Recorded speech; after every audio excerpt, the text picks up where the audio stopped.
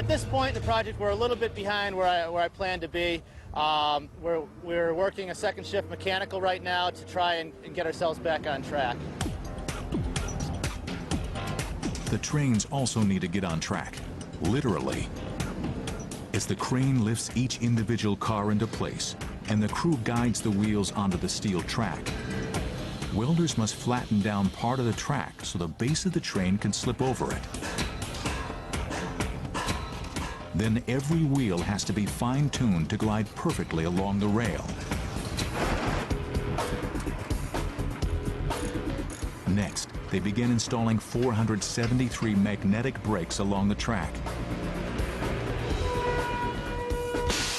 This is serious stuff. When you're dealing with speeds of 128 miles per hour, you need a fail-safe method of control. From top to bottom, every joint and cross tie has to be a perfect fit, so every inch of track must be inspected to make sure there is clearance on all sides for the train and passengers to pass through safely. The engineers are preparing to conduct a pull-through test, building a lightweight rig or fixture out of wood to duplicate the exact dimensions of a train car with passengers' arms fully extended. The tough part is they have to pull it around the entire track manually. Checking the clearance on the lower parts of the track is easy, but the 456-foot tower is an entirely different story. They must start at the top and work their way down 45 stories of steel, 1 foot at a time. Just take us up, drop us off with our fixture.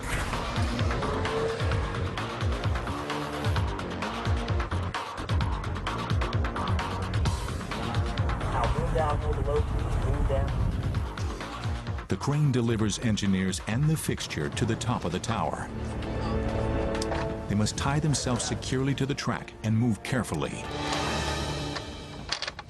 They're 456 feet off the ground with no safety net. That side goes up, they go perfect. One wrong move or misstep could be fatal.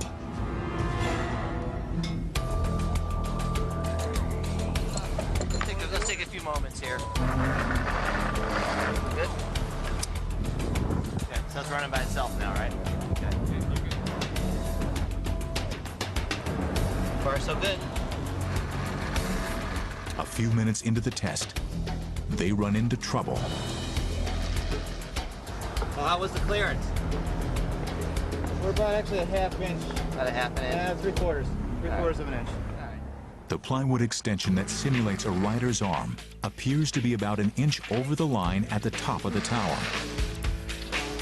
Yeah, we got about 2 inches. In this business, an inch or two is huge. It could mean rebuilding this section of the track. 2 inches over the top of it. It's not over the side, though. They remeasure on the spot.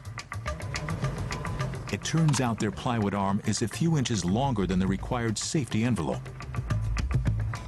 It's a false alarm, but the delay is costly.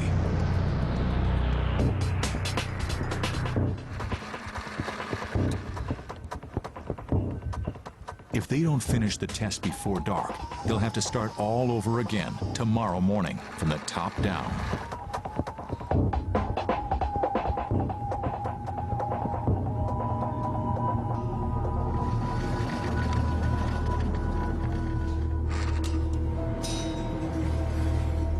Ten hours later, with the light fading fast, the engineers are back on solid ground. The track is all clear. Nice job. Every little test like this, or big test like this, is one step closer to opening it.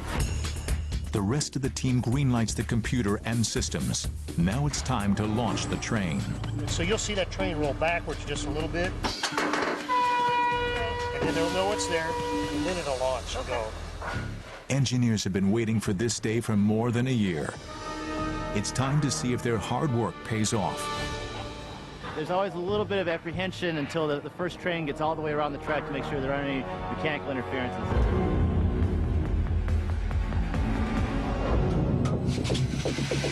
They conduct the first launches at night, so they don't interrupt construction work around the launch area.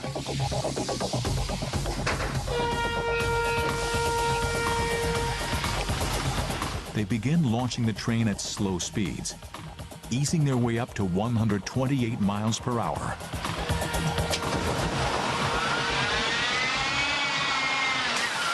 By 3 a.m., they're ready to try launching at full speed. It will be a huge victory if it makes it over the top on the first full-powered run. Handler has to move the catch car back and forth to be in automatic position.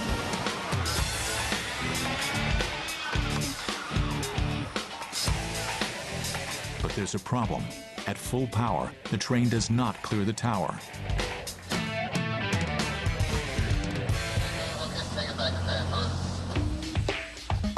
They recalculate, adjust the launch settings, and try again and again, working through the night.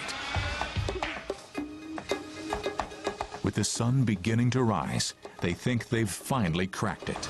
Jeff, are we ready? Go ahead, Jeff. All right, here we go.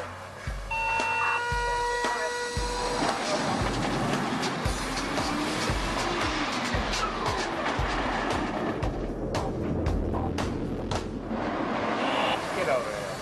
I can't believe I got up that high. I didn't think it would. That's a tease there. The engineers boost the hydraulic power, reset the computer, and load up the coaster for one last try. If it doesn't make it over the top this time, it could signal serious problems with the hydraulics system. Okay, Michael, get it right this time. Stand clear.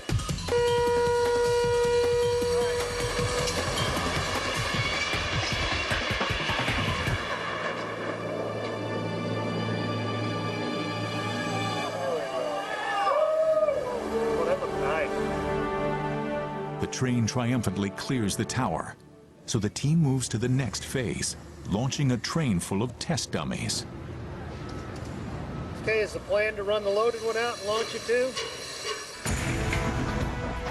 The plastic dummies are filled with water to simulate the weight of 18 passengers. The hydraulic launch system strained to propel the empty trains up and over the top of the tower. How will it do with a full train load? They boost the power surge. You're going to pull forward.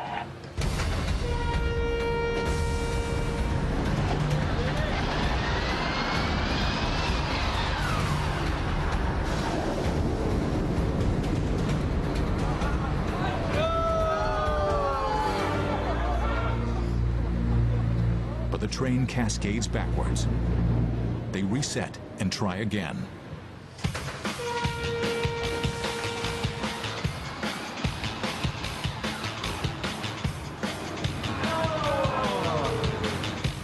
It's not looking good. The hydraulics seem to be okay, but there could be a problem with the catch car. They decide to sleep on it. The following day, they call in the specialist.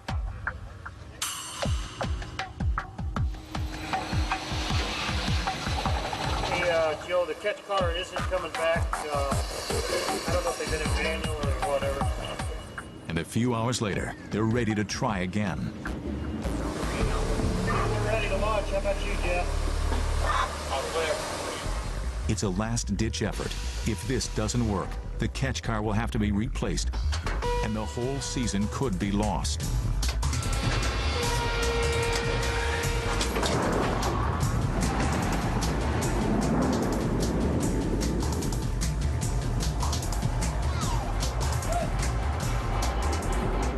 Success.